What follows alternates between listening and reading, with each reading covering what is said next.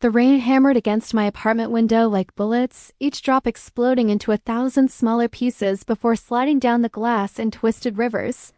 I pressed my palm against the cool surface, watching the city below disappear into darkness as the storm knocked out power grid by grid.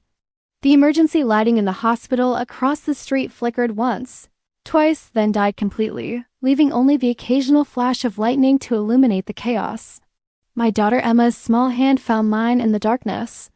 "Mommy, I'm scared," she whispered, her 6-year-old voice trembling like a leaf in the wind. The smell of her strawberry shampoo mixed with the musty dampness seeping through our old apartment walls, creating a scent that would forever remind me of this night. "It's okay, baby," I murmured, pulling her closer to my side on our second-hand couch. The fabric felt rough beneath my scrub's eye. Hadn't had time to change after my 14-hour shift at Mount Sinai. My body ached in places I'd forgotten existed. But Emma needed me to be strong. She always needed me to be strong. "The lights will come back on soon." Thunder exploded overhead, so close I could feel it vibrate through the floorboards beneath our feet. Emma buried her face against my shoulder, her small body trembling. I wrapped my arms around her, feeling the rapid flutter of her heartbeat against my chest like a trapped bird. Outside, car alarms wailed their electronic songs of distress, punctuated by the distant sound of sirens that seemed to be coming from every direction at once. The candles I'd lit earlier cast dancing shadows across our tiny living room, transforming familiar furniture into strange, looming shapes. The vanilla scent should have been comforting, but instead it felt heavy and cloying in the humid air. I could taste the metallic tang of fear in my mouth, though I couldn't tell if it was mine or just the storm's electrical charge hanging in the air like a physical presence. My phone had died 2 hours ago. I'd forgotten to charge it again after my shift. The battery had been acting up for months, but replacing it meant choosing between electricity and groceries, and Emma needed to eat. She always came first. Everything I did, every decision I made, revolved around making sure she had what she needed to grow up safe and healthy and happy.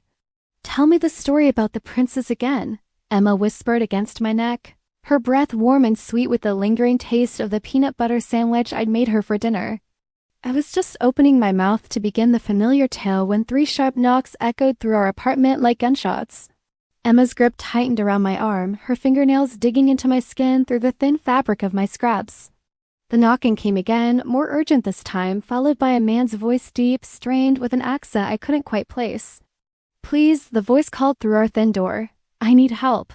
I'm hurt." Every instinct my mother had drilled into me since childhood screamed at me to stay silent, to pretend we weren't home. "Never open the door for strangers, Maya. You never know what kind of monster might be wearing a human face."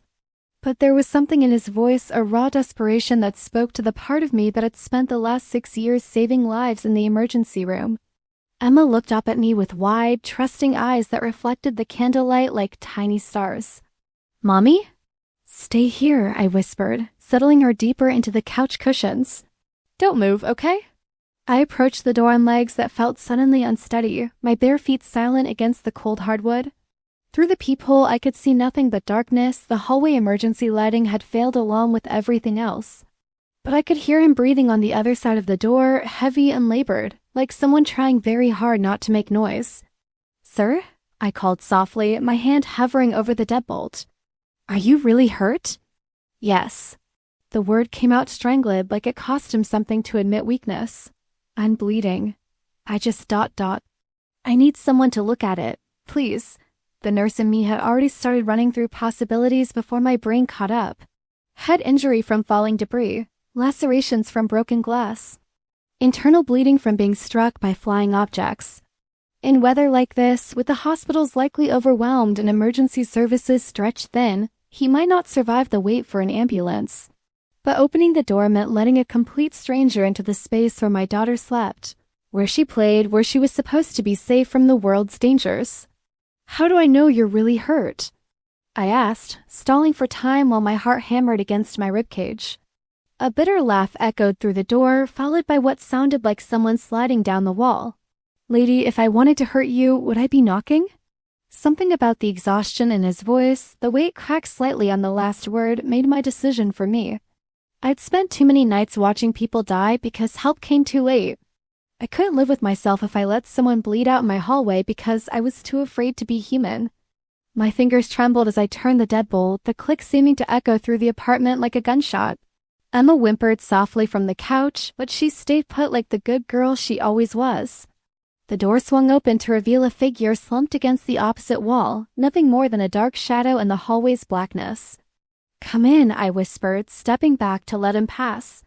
He pushed himself off the wall with obvious effort, and I caught the metallic scent of blood mixed with something else expensive cologne that seemed completely at odds with his current situation. Rain had soaked through his clothes, which felt expensive under my briefly touching hands as I helped guide him inside. Even in the dark, there was something about the way he moved that suggested controlled power, like a predator pretending to be prey. I closed the door behind us and turned the deadbolt, the sound seeming to seal whatever fate I'd just chosen. In the candlelight, I still couldn't make out his features, clearly just the suggestion of height. Broad shoulders, dark hair plastered to his skull by rain. Blood had soaked through his shirt on the left side, creating a spreading stain that looked black in the flickering light. "Sit down," I instructed, guiding him toward the kitchen chair farthest from where Emma waited on the couch. "Let me get my supplies." I kept a well-stocked first aid kit in the bathroom habit from years of bringing home medical supplies that the hospital threw away after single use. As I gathered alcohol, gauze, and surgical tape, my hands moved automatically through the familiar motions of preparation. This was what I knew how to do. This was who I was, someone who helped people no matter the circumstances. When I returned, he had stripped off his shirt, revealing a torso that belonged in a magazine rather than my tiny kitchen. Even injured, even in the uncertain candlelight, I could see the definition of muscles that spoke of serious gym time and probably some kind of physical labor. A tattoo curled around his left shoulder, but I couldn't make out the details in the darkness. The wound was a clean slice across his ribs, probably from glass or metal debris. Deep enough to need attention, but not life-threatening if cleaned and dressed properly. I'd seen much worse in the EA. "This is going to hurt," I warned, soaking a piece of gauze with alcohol. He said nothing, just braced his hands against his knees and nodded. When I pressed the alcohol-soaked gauze to his wound, his entire body went rigid, but he didn't make a sound. Not even a sharp intake of breath. I treated tough guys before, construction workers, police officers, soldiers, but this was different. This was someone who had trained himself not to show pain, not to show any weakness at all. "How did this happen?" I asked softly, focusing on cleaning the wound rather than looking at his face. "Debris," he said simply. "Flying glass." His voice was closer now, rich and warm despite the strain of injury. There was definitely an accent there, Italian, maybe, or Italian-American. The kind of voice that probably made women melt under normal circumstances. Even now, hurt and vulnerable, there was something magnetic about it. "You're good at this," he observed as I began applying antibiotic ointment with gentle practice movements. "I'm a nurse," I explained. "Are at Mount Sinai. That explains the steady hands." I could feel his gaze on my face as I worked, studying me with an intensity that made my skin prickle with awareness. Most patients either looked away during treatment or closed their eyes against the pain. This man watched me like he was memorizing every detail, cataloging every feature for future reference. "What's your name?" he asked quietly. I hesitated, my hands pausing in their work. Giving him my name felt like crossing another line, moving from anonymous Good Samaritan to actual person with actual life details he could use to find me later. "Maya," I said finally, because refusing to answer would have felt rude after he trusted me enough to come inside. "Maya." He repeated it slowly, like he was testing how it felt in his mouth. Beautiful name for a beautiful woman.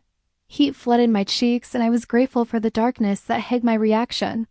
It had been so long since anyone had called me beautiful. Since anyone had looked at me like I was a woman instead of just Emma's mom or the nurse who worked too many hours for too little pay. "Hold still," I murmured, beginning to wrap gauze around his torso.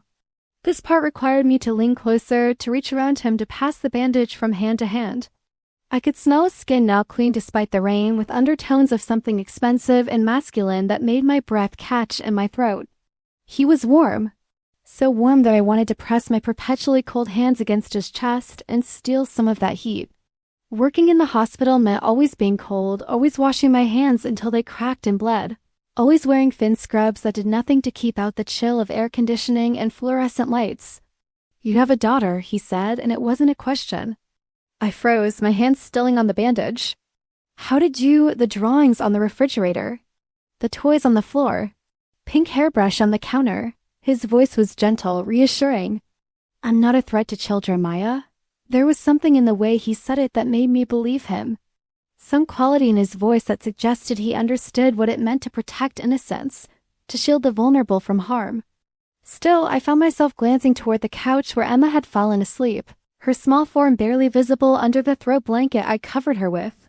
She's 6, I said softly, though I wasn't sure why I offered that information. She's lucky to have you. The simple statement hit me harder than any elaborate compliment could have, because it acknowledged the struggle, the sacrifice, the daily choice to put her needs above my own wants. Most people saw single motherhood as something pitiable or irresponsible.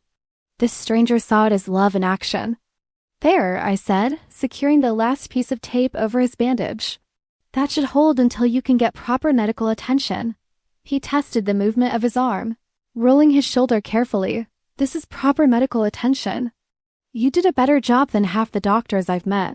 I started cleaning up the bloody gauze and empty alcohol bottles. Anything to keep my hands busy and my eyes off his still bare chest. You should go to the emergency room anyway. Make sure there's no infection, get a tetanus shot. I'll be fine. The certainty in his voice suggested this wasn't his first time being patched up. That thought should have worried me, but instead I found myself curious about what kind of life led to such casual acceptance of injury. Thunder rumbled overhead again, though more distant now. The storm was moving on, leaving behind the clean scent of rain-washed air and the gradual return of city sounds traffic. Sirens, the hum of generators kicking in to power essential services. I should go, he said, though he made no move to put his shirt back on.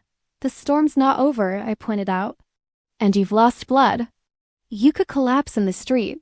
Worried about me, Maya? There was something almost playful in his voice, a warmth that made my stomach flutter with awareness. This was dangerous territory, getting attached to a stranger who would disappear from my life as quickly as he'd entered it. I'm worried about anyone hurt and alone in this weather, I said firmly, though we both knew that wasn't entirely true.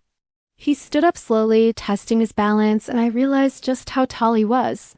Even in my small kitchen, he seemed to fill the space, his presence commanding attention in a way that had nothing to do with his injury.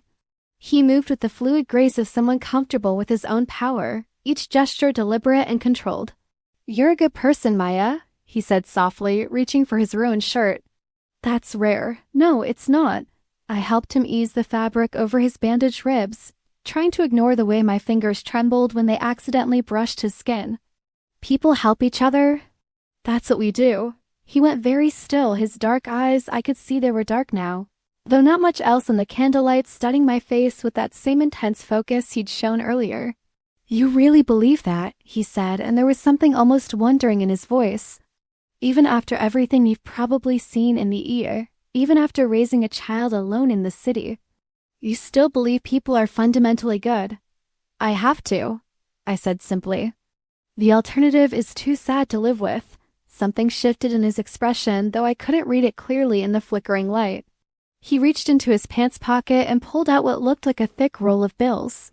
For your trouble, he said, holding the money out to me. No, I stepped back, shaking my head. I don't want your money, Maya. No, I repeated more firmly. I didn't help you for payment. I helped you because you needed help. He stared at me for a long moment, the money still extended between us like a test I was apparently failing in his eyes. Most people would take it, he said finally. I'm not most people. A smile ghosted across his lips, the first real expression I'd been able to make out clearly. Even in the shadows, it transformed his entire face, making him look younger and somehow more human. No, he agreed quietly. You're definitely not most people. He tucked the money back into his pocket. But I caught the way his eyes lingered on our apartment, the secondhand furniture, the stack of overdue bills on the counter, Emma's outgrown shoes by the door. He was cataloging our poverty with the same intensity he'd studied my face, and I felt heat crawl up my neck with embarrassment. Thank you, he said formally, moving toward the door. For everything, I followed him, suddenly reluctant to let him disappear back into the storm. There were so many questions I wanted to ask, so many things about him that didn't add up. The expensive cologne mixed with the comfort around violence. The roll of cash in the pocket of someone walking alone through a blackout. The way he moved like he was used to being in charge of every situation. "Will you be okay?" I asked as he reached for the doorknob.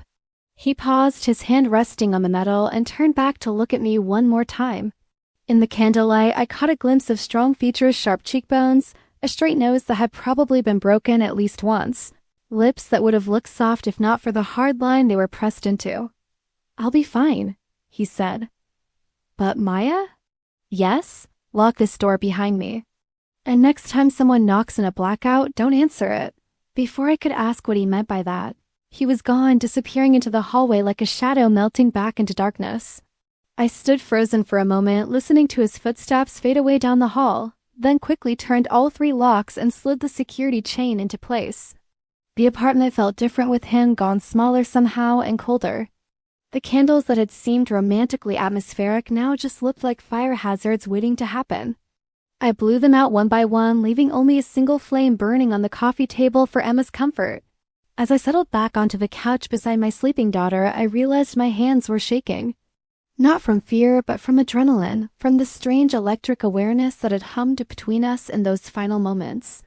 I'd felt more alive in the past hour than I had in months of routine shifts and bedtime stories and worrying about bills. Emma stirred beside me, reaching out in her sleep to make sure I was still there. Her small fingers found mine and held on tight, anchoring me to reality. This was my life, quiet nights at home, responsible choices, putting her safety and happiness above everything else. Whatever had just happened, whoever that man really was, he belonged to a different world entirely. Thunder rumbled again in the distance, and I pulled the blanket up over both of us, trying to convince myself that everything would look normal in the morning. That the stranger's dark eyes and careful hands and the way he'd said my name like a prayer would fade into just another odd memory of a night when the power went out. But even as I closed my eyes and listened to Emma's steady breathing, I could still smell his cologne lingering in the air. Still feel the phantom warmth of his skin under my fingertips. Still hear the way he'd said, "You're definitely not most people," like that was something precious and rare. The first hint of dawn was creeping through the windows when the lights suddenly blazed back to life, flooding the apartment with harsh fluorescent reality. Emma jerked awake with a startled cry, blinking against the sudden brightness. "Mommy, the lights," she said, as if I might have missed the obvious. I sat up, squinting against the glare, and looked around our tiny living room.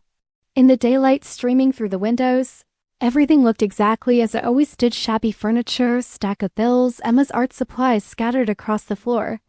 No sign that anything extraordinary had happened here, except for the small blood stain on the kitchen chair, and the business card lying on the counter that definitely hadn't been there before.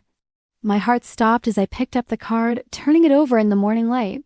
Heavy stock, expensive printing, just a name and phone number in elegant script. Julian Marcelli. The name hit me like a physical blow, driving all the air from my lungs. I sank onto the nearest chair, staring at the card as the full realization of what had happened crashed over me like a wave. Julian Marcelli. Everyone in New York knew that name, even people like me who tried to stay as far away from that world as possible.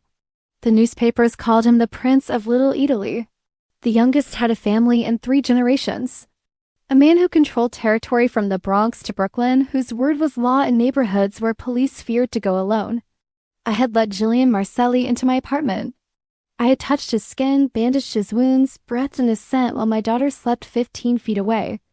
The man I'd been so drawn to, whose warmth had made me feel alive again for the first time in years, was one of the most dangerous criminals in the city. Emma bounced over to me, chattering about breakfast and cartoons, completely oblivious to the fact that our lives had just been turned upside down. I clutched the business card so hard the edges cut into my palm, my mind racing through implications I didn't want to consider. Did he know where I worked now? Where Emma went to school? What would happen if word got out that I'd helped him, that I had his blood on my hands and his secrets in my memory? But underneath the fear, underneath the rational terror of what this meant, was something else I didn't want to acknowledge. A flutter of excitement, a spark of the same electric awareness that had made my skin tingle when he looked at me in the candlelight. Julian Marcelli had been in my kitchen. He'd trusted me with his vulnerability, his pain, his gratitude. He offered me money and accepted my refusal without argument. He told me I was rare, special, not like most people. And he'd left his card. The phone number stared up at me like a challenge, like a doorway to a world I never imagined entering.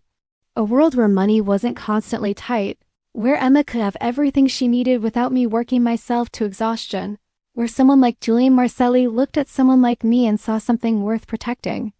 A world that could destroy us both if I made the wrong choice.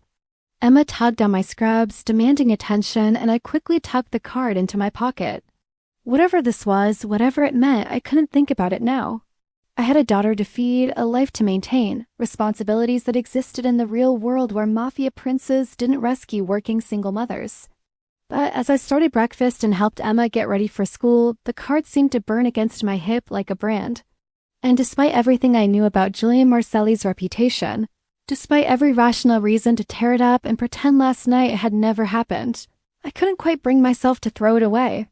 Because somewhere between the moment he collapsed against my doorway and the moment he disappeared back into the storm, I'd felt something I thought I'd forgotten how to feel. I'd felt wanted, protected, seen for who I really was beneath the exhaustion and worry and endless responsibility. And Julian Marcelli, dangerous, powerful, completely wrong for someone like me, was the first person in years to make me remember that beneath the scrubs and the single mother routine and the constant struggle to keep our heads above water, I was still a woman. A woman who apparently had caught the attention of a man who could give her everything she'd never dared to dream of, or destroy her completely trying. The morning sun climbed higher, burning away the last traces of the storm, and life moved forward with its usual relentless pace. But in my pocket, Julian Marcelli's business card waited like a promise, or a threat. Only time would tell which one it really was. 3 weeks later, the double shift had been brutal 12 hours of trauma cases, overdoses, and domestic violence victims that left me feeling like I'd been wrung out and hung up to dry. My feet ached in my sensible shoes, my back screamed from bending over gurneys, and I was pretty sure I had someone else's blood under my fingernails despite washing my hands approximately 200 times. All I wanted was to pick up Emma from my neighbor Mrs. Rodriguez, heat up some leftover mac and cheese, and fall into bed before my next shift started in 10 hours. But as I trudged up the stairs to my apartment building, I could hear Emma crying. Not her normal tears before bedtime crying or her I don't want to eat vegetables crying. This was pure terror, the kind of sobbing that meant something was seriously wrong. My exhaustion evaporated instantly, replaced by the cold shot of adrenaline that every mother knows, the one that can make you capable of lifting cars or fighting bears if your child is threatened. I took the last flight of stairs 3 at a time, my heart hammering against my ribs. Mrs. Rodriguez's door was cracked open, yellow light spilling into the hallway along with Emma's panicked cries. "Que paso?" I called out as I rushed through the door. What happened? Mrs. Rodriguez appeared in the doorway to her kitchen, her weathered face creased with worry and what looked suspiciously like fear. Emma was pressed against her side, her small body shaking with sobs, her face red and streaked with tears. "Mia," Mrs. Rodriguez said softly, reaching for my hands. "There were men here. Looking for you." The world tilted sideways. What kind of men? Bad men. She glanced meaningfully toward Emma, who was still clinging to her like a lifeline. "They knew your name. Knew about Emma. Asked many questions about your schedule, where you work, when you come home." Ice crystallized in my veins. This was it.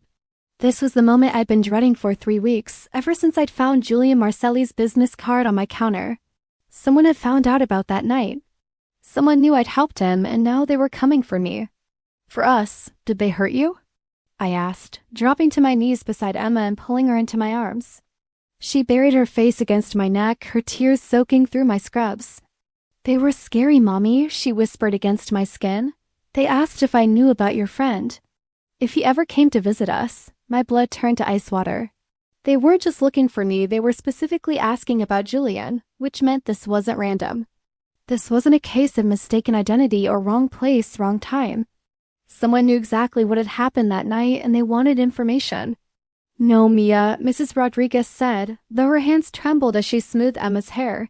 "They did not hurt us." But they double quote, she hesitated, glancing toward the window. "They said they would be back. That you should be more careful about the company you keep." I stood up, still holding Emma, and moved to peer through the curtains at the street below. A black SUV was parked directly across from our building, its windows tinted too dark to see inside. As I watched, another one pulled up behind it. They weren't gone. They were waiting. Mrs. Rodriguez, I said quietly, trying to keep the panic out of my voice for Emma's sake. I need to use your phone. She nodded toward the kitchen, understanding immediately that this was beyond her ability to help. I carried Emma with me, unwilling to let her out of my sight, and dialed the one number I'd memorized despite never intending to use it. Julian answered on the second ring. Maya. Just my name, spoken like he'd been expecting my call. Like he'd been waiting 3 weeks for me to reach out. There are men outside my building, I said without preamble. They questioned my neighbor about you. They threatened my daughter. Silence on the other end of the line, but I could hear movement, rapid, purposeful sounds like someone getting dressed or gathering weapons. Are you hurt? His voice had gone completely cold, all trace of the warmth I remembered stripped away. No, but is Emma hurt? The fact that he remembered my daughter's name, that he cared enough to ask specifically about her safety, did something strange to my chest. No, we're okay. But Julian, I don't understand what's happening. I don't know why. Listen to me very carefully. He cut me off, his voice taking on the tone of absolute authority. Stay exactly where you are. Do not go to your apartment. Do not go outside. Do not answer the door for anyone except me. How will I know it's you? You'll know. The line went dead, leaving me staring at Mrs. Rodriguez's ancient rotary phone like it might provide answers. Emma had stopped crying, but she was still trembling against me, her small fingers clutching the fabric of my scrubs. Mommy, she whispered, are the bad men going to hurt us? No, baby, I said firmly, though I wasn't sure how I could promise that. No one is going to hurt us. Mrs. Rodriguez appeared with 2 cups of café con leche and a plate of cookies, settling us at her kitchen table like this was a normal visit instead of some kind of siege situation. But I noticed she'd locked her door and drawn all the curtains, and she kept glancing toward the window with worried eyes. This man, she said quietly in Spanish, settling into the chair across from me. The one who calls you. He is the reason for this trouble? I nodded, not trusting my voice. How could I explain that 3 weeks ago I'd made a choice that might have just destroyed our lives? That I'd let a stranger into our home because I couldn't stand the thought of someone bleeding to death in my hallway, and now we were paying the price for my compassion?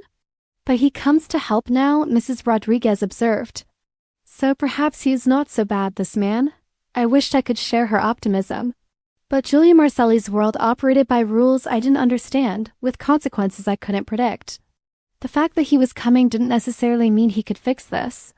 It might just mean that Emma and I were about to be caught in the middle of something much bigger and more dangerous than I'd imagined. 20 minutes passed, then 30. Emma fell asleep in my arms, exhausted by fear and tears, her small body finally relaxing against mine. Mrs.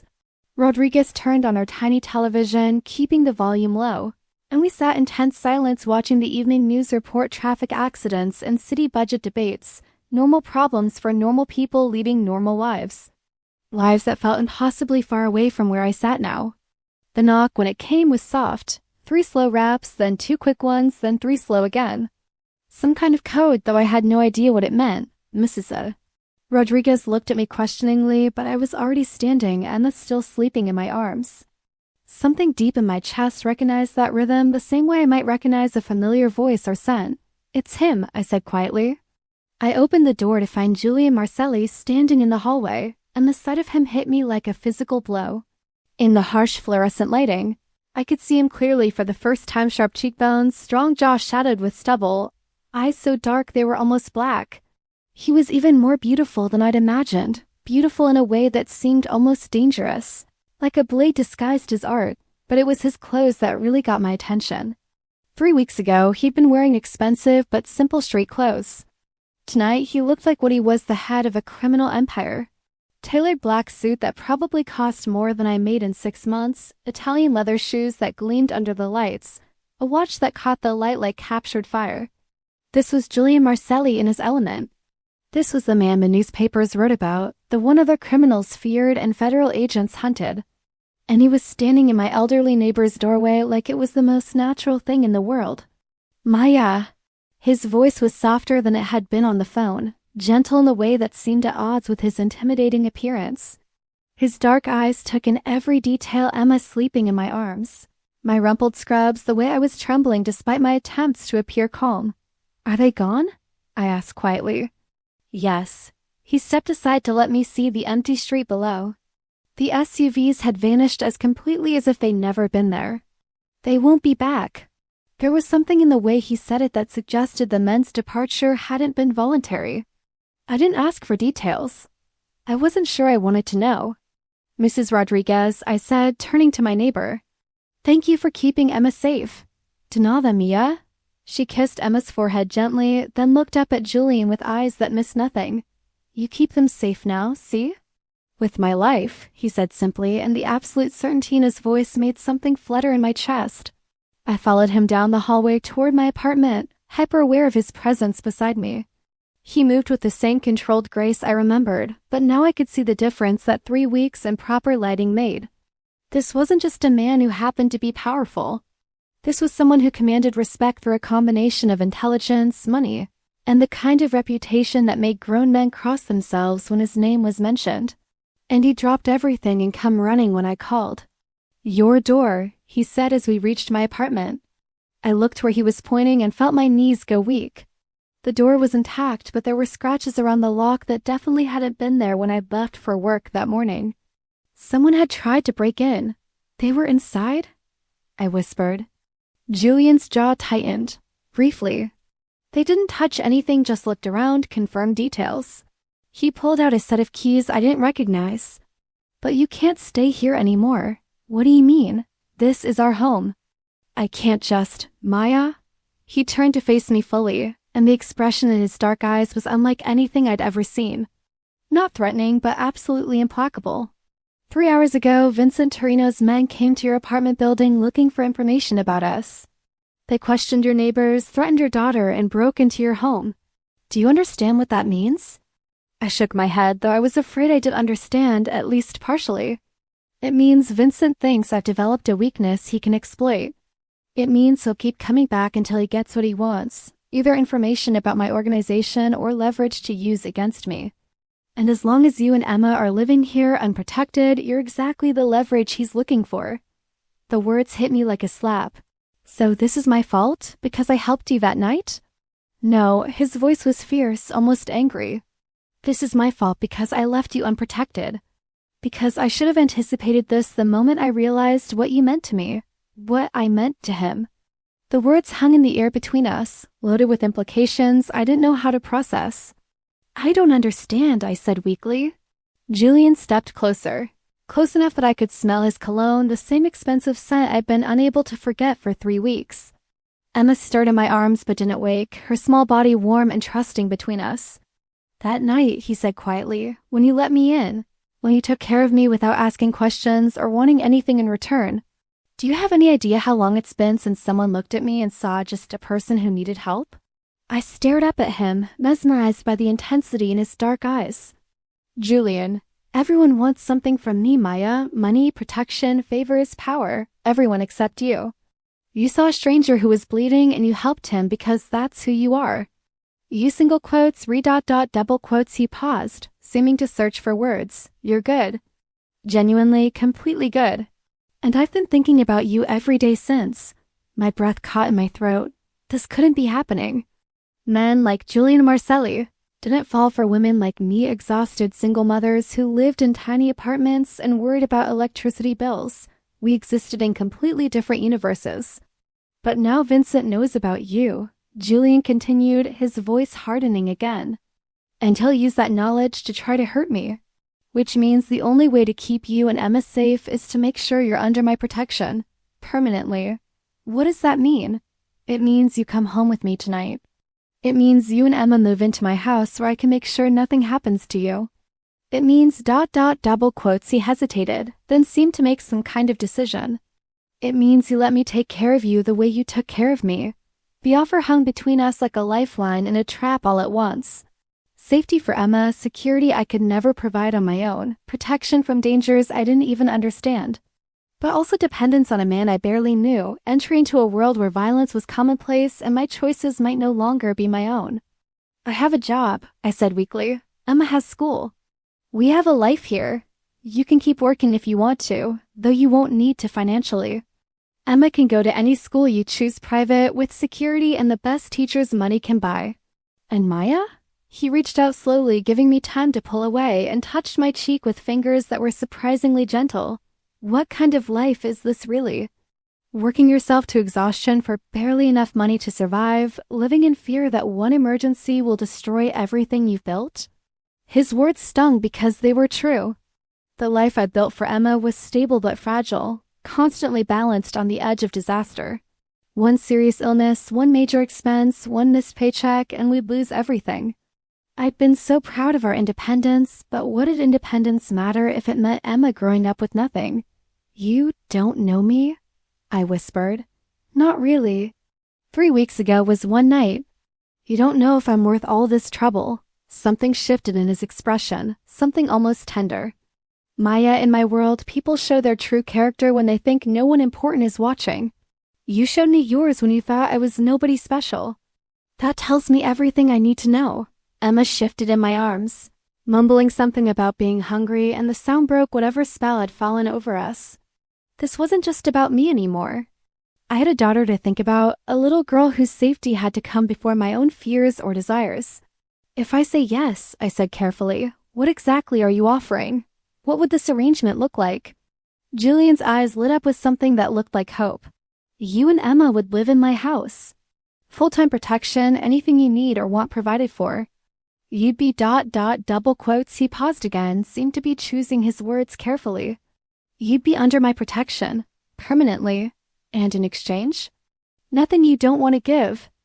The answer came too quickly, too easily. Men like Julian Marcelli didn't offer something for nothing, especially not to women they barely knew. "I'm not naive," I said firmly. "Everyone wants something. What do you want from me?" For the first time since he'd arrived, Julian looked uncertain, almost vulnerable. The expression sat strangely on features that seemed designed for command and control. "I want to come home to someone who's happy to see me," he said quietly. "I want to eat dinner with people who care whether I had a good day or a bad one. I want ... He looked down at Emma sleeping in my arms, and his voice went even softer. "I want to teach a little girl how to ride a bike and help her with homework and make sure she never has to be afraid of anything." The image he painted was so perfect, so exactly what I dreamed of for Emma, that it made my chest ache with longing. A father figure who would be there for bedtime stories and scraped knees and school plays. Financial security that would mean Emma could focus on being a kid instead of worrying about money.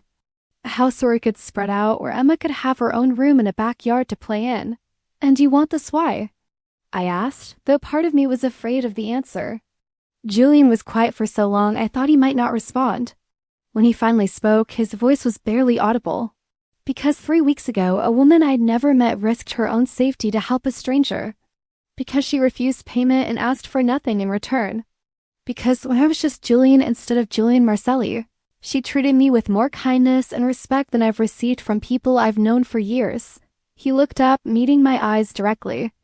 "Because I've been alone my whole life, and for one night in your kitchen, I wasn't." The raw honesty in his voice nearly broke my heart.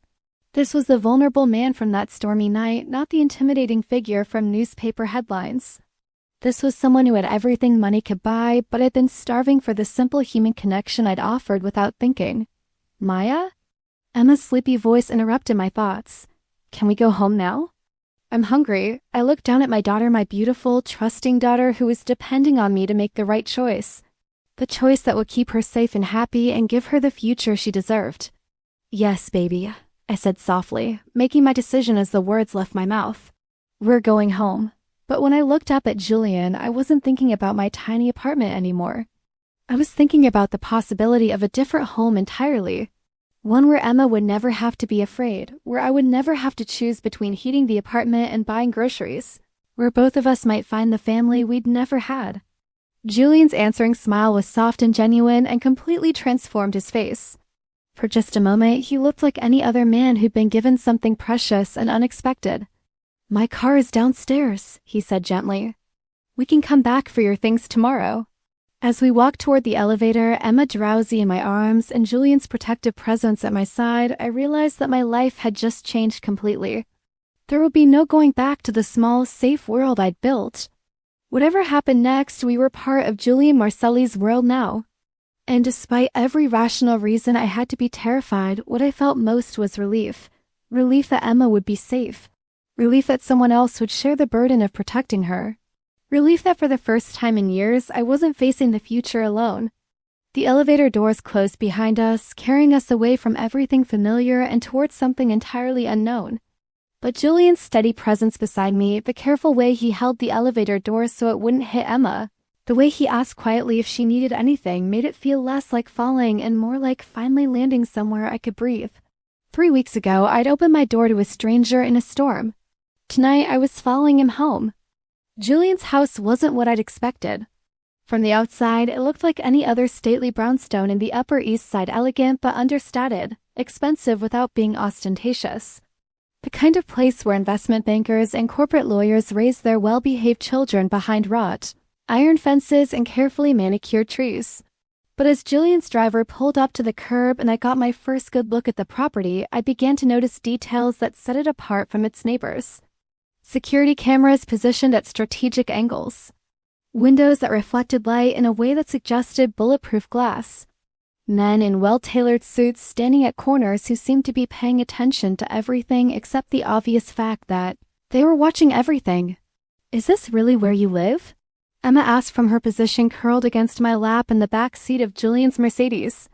She'd woken up as we drove through Manhattan, and her 6-year-old eyes were wide as she took in the impressive facade. "It's one of my homes," Julian said from the seat across from us. He'd been quiet during the drive, making phone calls in Italian and occasionally checking his watch, but now his attention was completely focused on Emma. "Do you like it?" "It's big," she said solemnly, and Julian's mouth quirked up in what might have been amusement. "Wait until you see the inside." The front door opened before we reached the steps, revealing an older woman with silver hair pulled back in an elegant chignon. She was wearing what looked like an expensive but practical outfit, tailored slacks and a cashmere cardigan that probably cost more than my monthly salary. Everything about her radiated competence and warmth, from her carefully applied makeup to her comfortable but stylish shoes. "Mr. Marcelli," she said, her voice carrying just a trace of an Italian accent. "Welcome home.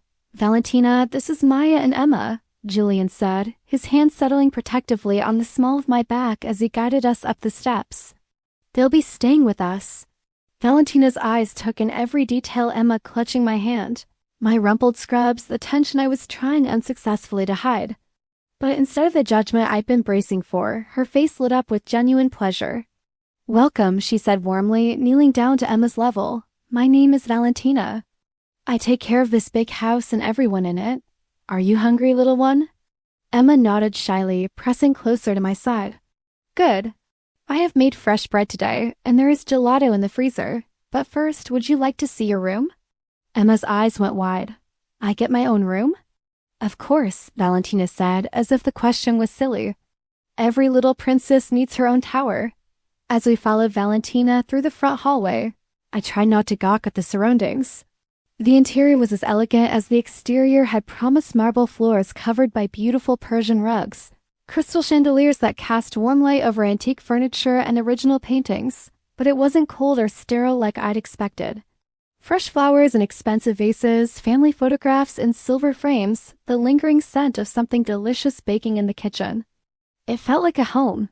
An impossibly luxurious home that probably cost more than most people made in a lifetime, but a home nonetheless.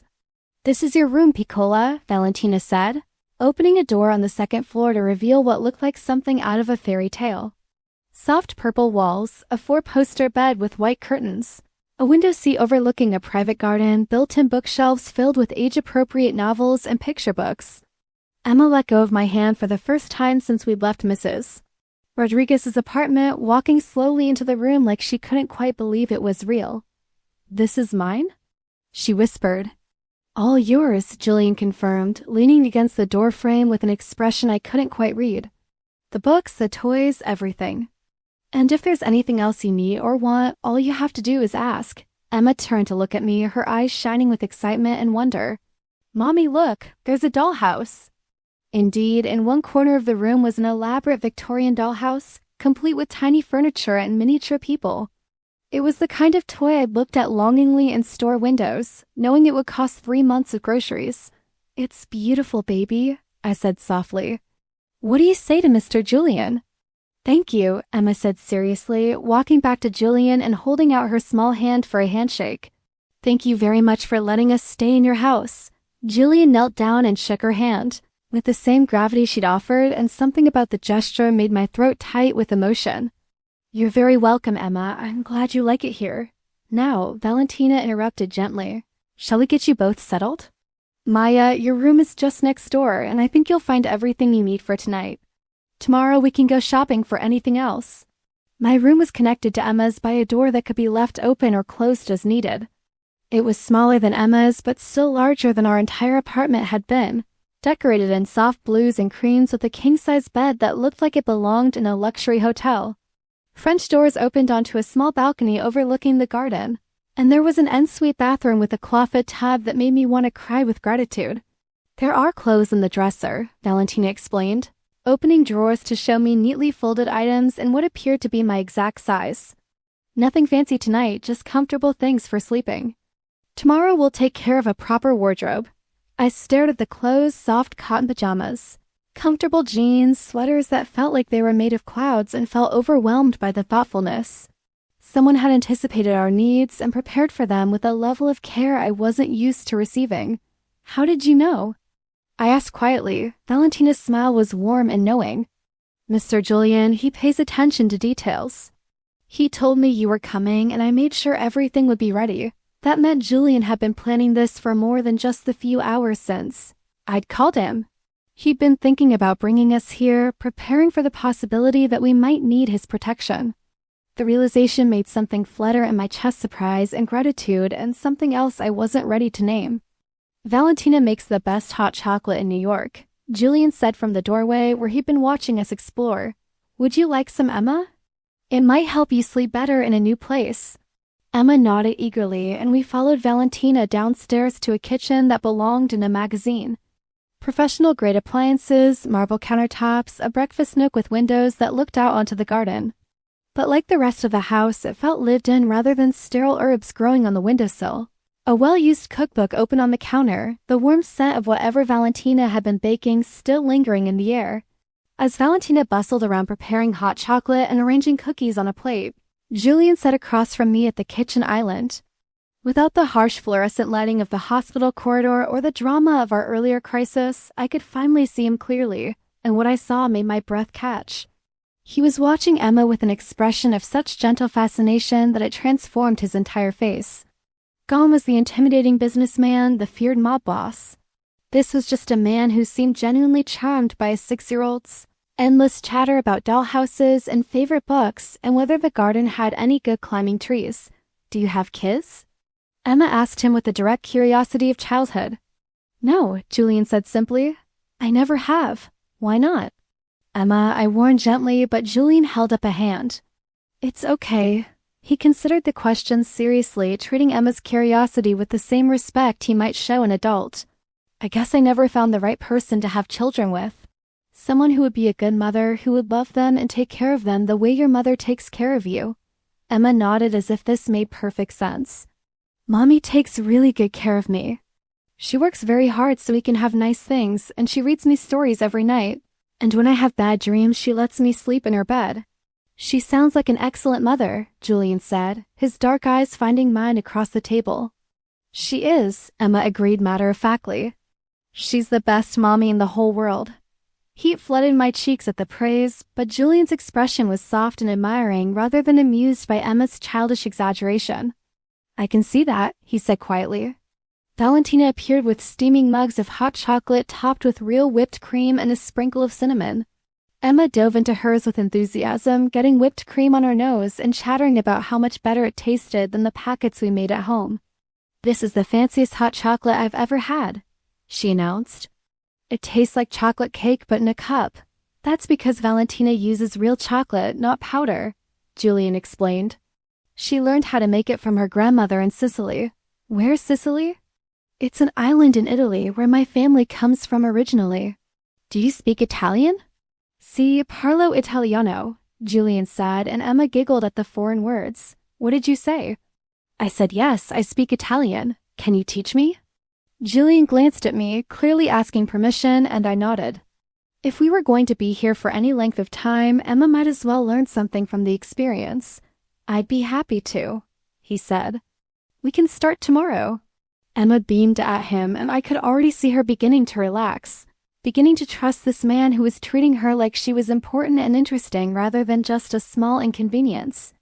Julian seemed to understand instinctively how to talk to children, meeting them at their level without being condescending, answering their questions seriously, making them feel heard. It was a side of him I hadn't expected, and it made something deep in my chest ache with longing. This was what Emma had been missing, what I'd never been able to give her no matter how hard I tried. A father figure who could be patient with her questions, who could teach her things I didn't know, who could make her feel special and protected and loved. Time for bed, little one, Valentina said gently as Emma's yawns became more frequent. Tomorrow is a big day. Emma didn't protest, which told me how exhausted she really was. The day's events had been traumatic for her, even if she didn't fully understand what had happened. Being questioned by strangers, seeing me frightened, leaving the only home she'd ever known, it was a lot for anyone, let alone a 6-year-old. I carried her upstairs, helped her into the soft pajamas Valentina had provided, and tucked her into the beautiful 4-poster bed. She looked so small surrounded by all that luxury, but her expression was peaceful as she snuggled into pillows that probably cost more than our monthly rent. Mommy, she said sleepily as I smoothed her hair back from her forehead. Are we safe now? Yes, baby, we're safe. Is Mr. Julian going to take care of us? I hesitated, not sure how to explain the complicated arrangement we'd entered into. He's going to make sure nothing bad happens to us. Good. Emma's eyes drifted closed, then opened again. I like him, he's nice. And his house is really pretty. It is pretty, I agreed. Do you think we can stay here for a long time? Such a simple question, but loaded with so many implications I didn't know how to address. Stay here for a long time meant depending on Julian's generosity, living in his world, becoming part of his life in ways I wasn't sure I was prepared for. But it also meant Emma could have stability, security, opportunities I could never provide on my own. It meant she could go to excellent schools, have her own room, never have to worry about whether we'd have enough money for food or heat or medicine. It meant she could just be a kid instead of my little partner in survival. We'll see, sweetheart, I said softly. For now, we're going to stay here where it's safe. Emma nodded and closed her eyes, already half asleep. I stayed beside her bed until her breathing evened out, until I was sure she was deeply asleep, then quietly slipped out of the room. Julian was waiting in the hallway, leaning against the wall with his hands in his pockets. He'd removed his suit jacket and tie, rolled up his sleeves, and somehow the more casual look made him even more attractive. I could see the edge of the tattoo I glimpsed that first night, dark ink that disappeared beneath his shirt. She's asleep? He asked quietly. Finally. She's had a long day. You both have. He straightened, studying my face in the soft hallway lighting. How are you holding up? The question was so gentle, so concerned, that it nearly broke down the careful control I'd been maintaining all evening. How was I holding up? I was terrified and grateful and overwhelmed and attracted to a man who lived in a world I didn't understand. I was second-guessing every decision while simultaneously knowing I'd had no choice. I was trying to be strong for Emma while feeling more vulnerable than I had since the day she was born. I'm okay, I said, which was a complete lie. Julian's expression suggested he knew exactly how much I was leaving out, but he didn't push. Instead, he gestured toward the stairs. Come on, let me show you something. I followed him up another flight to a room I hadn't seen yet, a study that was clearly his personal space. Dark wood paneling, floor-to-ceiling bookshelves, a massive desk that looked like it had been carved from a single piece of mahogany. But what caught my attention were the windows, which offered a panoramic view of the city lights spreading out below us like scattered jewels. This is where I come to think, Julian said, moving to stand beside me at the window. When things get complicated, when I need to make difficult decisions. It's beautiful, I said softly. And it was the view, the room, the sense of being above and separate from the chaos of the city below. Maya, Julian's voice was quiet, serious. I need you to understand what you're getting into by being here. What it means to be under my protection. I turned to look at him, noting the way the lamplight cast shadows across his strong features. I'm listening. There are rules in my world. Codes of conduct that everyone understands and follows. By bringing you and Emma here, by making it clear that you're important to me, I've essentially put you under the family's protection. That means you're safer than you've ever been in your life. But it also means ... double quotes. He paused, seeming to choose his words carefully. It means you can't leave without my permission. It means your safety is now tied to mine and mine to yours. It means that anyone who wants to hurt me will see you and Emma as potential targets. His dark eyes met mine directly. It means you're part of this world now, whether you fully understand it or not. The words should have terrified me. Should have sent me running back to my tiny apartment and my independent life, no matter how dangerous it might be. But instead, what I felt was a strange sense of relief, because he was being honest with me. Because he was explaining the rules instead of expecting me to figure them out on my own. What does "without your permission" mean exactly? I asked. It means if you want to go somewhere, you tell me first so I can make sure it's safe. It means you don't disappear without letting me know where you are. It means ... He ran a hand through his dark hair, looking almost frustrated. It means I need to know you're safe, Maya. After what happened today, after Vincent's men came to your apartment, I can't afford to wonder whether something's happened to you. There was something raw in his voice, something that spoke to deeper fears than just tactical concerns. This wasn't just about protecting an asset or maintaining control. This was personal, and if I wanted to leave permanently, I asked quietly, if I decided this wasn't working, that Emma and I needed to go back to our old life? Julian was silent for a long moment, his jaw tightening. Then we'd have to figure out how to make that safe for you. But Maya ... He turned to face me fully, his expression intense. Your old life doesn't exist anymore. The moment Vincent's men showed up at your door, the moment they made you a target because of me, that life was over. There's no going back to anonymity. The finality in his words hit me like a physical blow. He was right, of course. Even if I left tomorrow, even if I took Emma and disappeared to another city, another state, the knowledge that Julian Marcelli had cared enough about me to offer protection would follow us. We'd always be looking over our shoulders, always wondering if today would be the day someone decided we still had value as leverage. So this is permanent, I said, though it wasn't really a question. It doesn't have to be a prison, Julian said softly. It can be whatever we make it. The we in that statement hung between us, loaded with possibilities I wasn't sure I was ready to consider. Because we implied a relationship, a partnership, something more than just a protector and the people he was protecting. Julian, I said carefully, what exactly do you want from this arrangement? From me? He moved closer, close enough that I could smell his cologne, could see the way the lamplight caught the gold flecks in his dark eyes. Close enough that I had to tilt my head back to meet his gaze. I told you before, he said quietly. I want someone to come home to. Someone who's happy to see me, who cares about my day, who makes this house feel like more than just a place to sleep. His hand came up to cut my cheek, his thumb brushing across my skin with surprising gentleness. I want to give you and Emma everything you've never had. Security, comfort, protection, opportunities. I want to teach her to ride a bike and help her with homework and make sure she never has to be afraid of anything. And what do I give you in return? Yourself, he said simply. Your time, your attention, your affection, if I can earn it. I'm not asking you to love me, Maya, not yet. But I'm hoping that maybe eventually you could.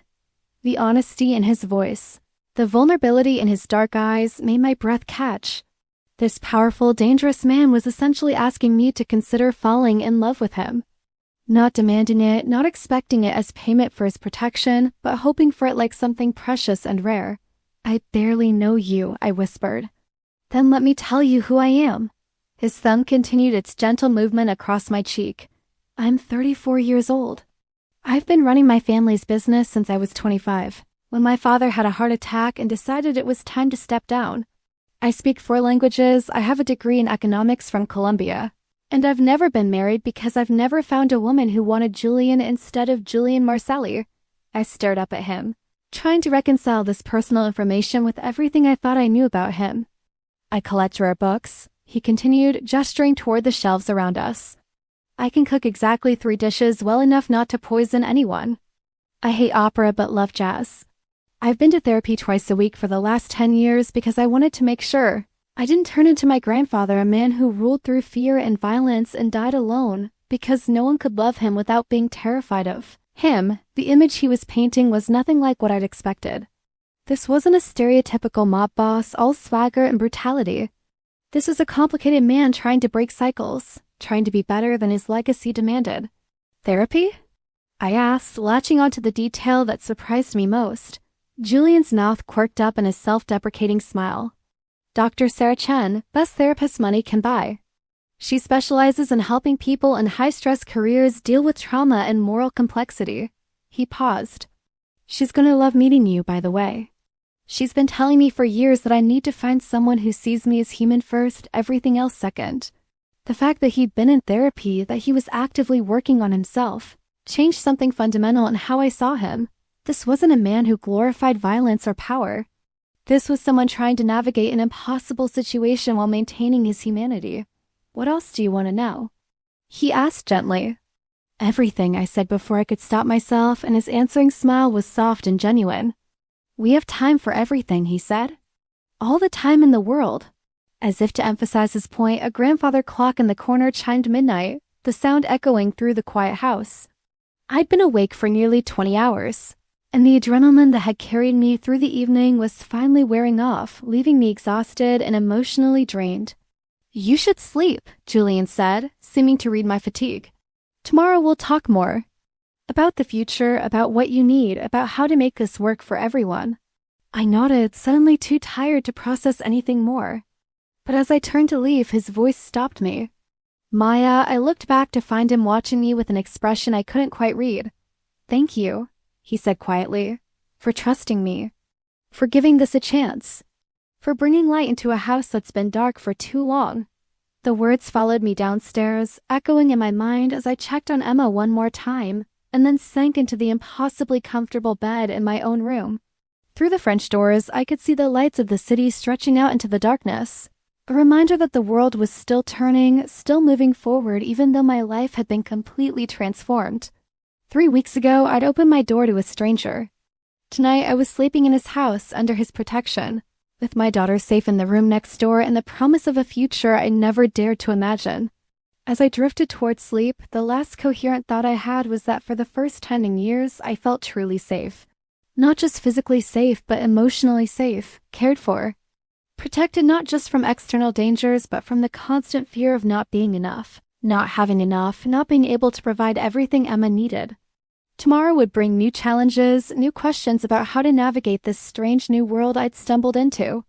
But tonight, surrounded by luxury I'd never experienced and the quiet security that came from knowing someone powerful had decided I was worth protecting, I slept more deeply than I had since Emma was born. For the first time in 6 years, someone else was sharing the responsibility of keeping us safe. And despite every rational reason I had to be terrified, what I felt most was grateful. Morning light, I woke to the sound of Emma's laughter floating through the walls, followed by a deeper voice speaking in what sounded like Italian. For a moment, I lay still in the unfamiliar bed, disoriented by the soft sheets and the quality of light filtering through expensive curtains. Then the events of the previous night came flooding back, and I sat up quickly, my heart racing with a combination of anxiety and anticipation. The digital clock on the nightstand read 8:47 a.m. later than I'd slept in years. At home, Emma would have woken me by 7 at the latest, hungry for breakfast and ready to start her day. The fact that she'd let me sleep meant she was comfortable enough in this new environment to venture out on her own. I quickly showered and dressed in the clothes. Valentina had provided jeans that fit perfectly and a soft cashmere sweater in deep blue that felt like a cloud against my skin. Looking at myself in the full-length mirror, I barely recognized the woman staring back. The clothes were simple but obviously expensive, and they made me look polished in a way I hadn't achieved since before Emma was born. Following the sound of voices and the scent of something delicious cooking, I made my way downstairs to the kitchen. What I found there made me stop in the doorway, my breath catching in my throat. Julian was standing at the stove, spatula in hand, wearing jeans and a white button-down shirt with the sleeves rolled up to reveal strong forearms. His dark hair was slightly mussed, and he looked younger somehow, more approachable than the intimidating figure from last night. Emma was perched on a bar stool beside the counter, still in her new pajamas, chattering away while Julian listened with obvious amusement. Pancake numero quattro, Julian was saying as he flipped something in the pan, for the principessa. Emma giggled. What does that mean? Pancake number 4 for the princess, he translated, sliding a perfectly golden pancake onto her plate. I'm not a princess, Emma protested, though she was clearly delighted by the designation. All little girls are princesses, Julian said seriously. It's a scientific fact. Really? Would I lie to a princess about science? Emma considered this gravely, then shook her head. No, I don't think you would. Ah, good morning, Bellissima, Valentina said, appearing from the pantry with her arms full of fresh fruit. Did you sleep well? Very well, thank you. I moved into the kitchen, still marveling at the scene. You didn't have to let me sleep so late. You needed rest, Julian said simply, glancing over his shoulder at me with a warm smile. And Emma has been helping me perfect my pancake technique, haven't you, Principessa? I told him he needs to make them more round, Emma said importantly. And that chocolate chips make everything better. Wise advice from someone who's clearly an expert, I said, kissing the top of her head. She smelled like syrup and contentment, and my heart ached with how quickly she'd adapted to this new environment. Cafe? Valentina asked, already pouring coffee into a delicate porcelain cup. I have fresh cream and sugar. Just black. Thank you. I accepted the cup gratefully, noting that the coffee was perfect, rich and smooth, and obviously expensive. Mommy, Mr. Julian makes the best pancakes, Emma announced. Even better than the ones at IHOP. High praise, I said, settling onto the stool beside her. Did you sleep okay in your new room?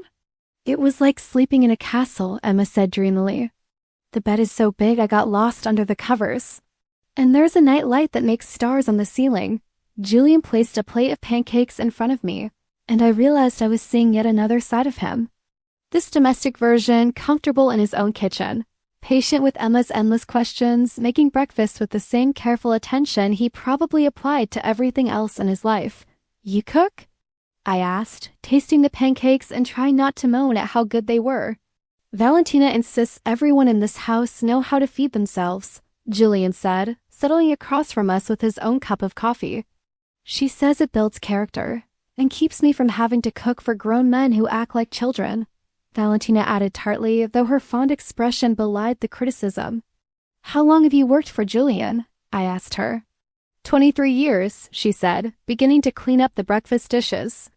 Since he was 11 years old and his mama passed away. The casual mention of his mother's death hit me like a physical blow. Julian had been younger than Emma when he'd lost his mother. No wonder he understood how to connect with her. He remembered what it felt like to be a child navigating loss and confusion. I'm sorry, I said quietly, looking at Julian. I didn't know. It was a long time ago, he said, though something in his dark eyes suggested the loss still affected him. Valentina basically raised me after that. Someone had to teach him proper manners, Valentina said with obvious affection. His papa, God rest his soul, was too busy with business to worry about whether his son knew which fork to use. Picture she was painting was of a lonely childhood, a boy who'd lost his mother and been largely ignored by his father, raised by staff who cared about him but couldn't replace family. It explained a lot about the man sitting across from me, his careful control, his hunger for genuine connection, his almost desperate desire to create the family he'd never really had. Can I go play in the garden? Emma asked, having finished her pancakes with impressive speed. Of course, Julian said. But stay where we can see you from the window, okay? Emma nodded and scrambled down from her stool, pausing to hug Julian around the waist in a gesture of easy affection that made my chest tight. He seemed surprised by the casual contact, his hand coming up to rest gently on her back. Thank you for breakfast, she said formally. It was delicious. Prego, Principessa? He replied, and she giggled before running toward the garden doors. We watched through the kitchen window as Emma explored the landscaped space, her delighted squeals carrying back to us as she discovered hidden paths and flower beds and what appeared to be a small fountain. She's adjusting well, Valentina observed, loading dishes into a dishwasher that was probably worth more than my car. She's resilient, I said, though I was still worried about the long-term effects of such a dramatic change. She's had to be. Children adapt faster than adults, Julian said quietly. They accept new situations more easily because they haven't learned to overthink everything yet. There was something pointed in the way he said it, and I realized he was talking as much about me as about Emma. I was the one struggling to accept this new reality. To believe that someone would offer this much without expecting something terrible in return. What happens now? I asked, settling my coffee cup and its saucer with hands that were steadier than I'd expected. I mean, practically speaking. Do I need to call my job, let them know I won't be in? Emma's school? Already handled, Julian said. I spoke to the hospital administrator this morning, told them you were taking extended leave for family reasons. They're holding your position open indefinitely. I stared at him. How did you? I know people, he said simply. As for Emma's school, we'll need to discuss options.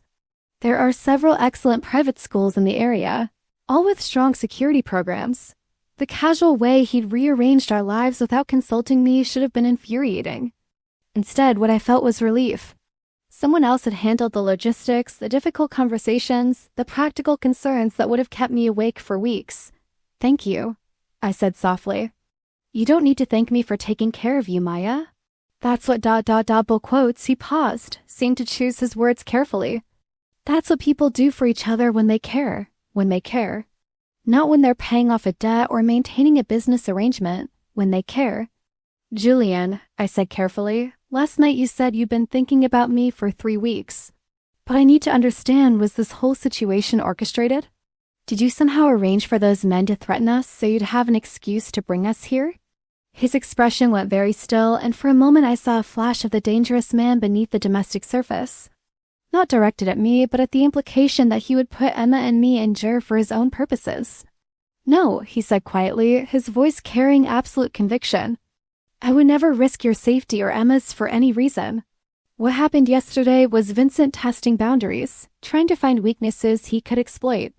I should have anticipated it, should have had protection in place already. Then how did you know our sizes? How did Valentina have clothes that fit perfectly, toys that were exactly what Emma would love? Julian's mouth quirked up in a small smile. Because I've been hoping for weeks that I'd find an excuse to ask you here. I had Valentina prepared just in case. The honesty in his admission made warmth spread through my chest. He'd been planning, hoping, preparing for the possibility that I might become part of his life. Not arranging danger, but being ready to offer refuge when danger found us anyway. That's presumptuous, I said, though without heat. That's hopeful, he corrected. There's a difference. Valentina cleared her throat delicately. Perhaps we should discuss today's schedule? Maya, you'll need appropriate clothing for this evening. This evening? I looked between them confused. Dinner at my cousin Marco's house, Julian explained. Family dinner. It's important that you be introduced properly, that everyone understands your position in my life. The way he said position in my life sent a flutter through my stomach. What exactly is my position?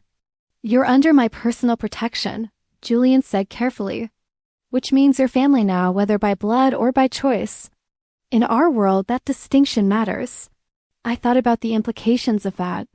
Meeting his family, being introduced as someone important to him, making our arrangement official in whatever way these things became official in his world. What if they don't like me? I asked quietly. They'll love you, Julian said with absolute certainty. But even if they didn't, it wouldn't matter. My choice, my protection, my responsibility.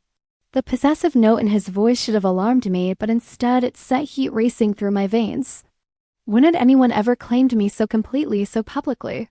When had anyone ever been willing to defend their choice to care about me? What should I expect? I asked practically. Questions, Valentina said, returning to the conversation. They'll want to know who you are, where you come from, what your intentions are regarding Julian. What are my intentions? I asked, looking at Julian directly. Whatever you want them to be, he said quietly. I meant what I said last night, Maya. I'm not asking you to promise me anything except that you'll give this a chance. Give us a chance. Us. The word hung in the air between us, loaded with possibility and promise and the kind of future I'd stopped allowing myself to imagine. Okay, I said softly. I'll give us a chance. Julian's answering smile was bright enough to light the entire room. Outside, Emma's laughter echoed through the garden as she discovered something new and wonderful. Inside, I sat in a kitchen that smelled like expensive coffee and fresh flowers, watching a man who controlled half of New York's underground, economy wash dishes with the same careful attention he probably applied to multi-million-dollar business deals. 3 weeks ago, I had been a single mother working double shifts just to make ends meet. Today, I was sitting in a mansion wearing clothes that cost more than my monthly salary, preparing to be introduced to Julian Marcelli's family as someone important enough to be under his personal protection. Tomorrow, Emma would start at a private school where she'd never have to worry about whether her supplies were adequate or her clothes were good enough. She'd have opportunities I could never have provided, security I could never have guaranteed, and a man who looked at her like she was precious and worth protecting. It should have felt like giving up my independence. Should have felt like accepting charity or admitting defeat. Instead, it felt like coming home. For the first time in my adult life, I wasn't carrying the weight of responsibility alone. Someone else was sharing the burden of keeping us safe, of providing for us, of making sure Emma had everything she needed to thrive. And despite every rational reason to be cautious, despite the danger inherent in Julian's world, despite the fact that we barely knew each other, I was beginning to believe that maybe, just maybe, I'd found something I'd never thought I deserved. A partner. A protector. A man who looked at my daughter and saw a princess worth treasuring, who looked at me and saw a woman worth fighting for. As Valentina bustled around the kitchen and Julian dried dishes with methodical precision, as Emma's joyful voice carried through the windows and expensive coffee filled my cup, I made a decision. I was going to give us a chance. Whatever that meant, whatever it led to, whatever the cost or the consequences, I was going to open my heart to the possibility that Julian Marcelli might be exactly what Emma and I needed, even if we were definitely not what anyone would have expected him to choose. The morning sun climbed higher, burning away the last shadows in the corners of the kitchen, and I sat in my new reality and found it good. Better than good. Perfect.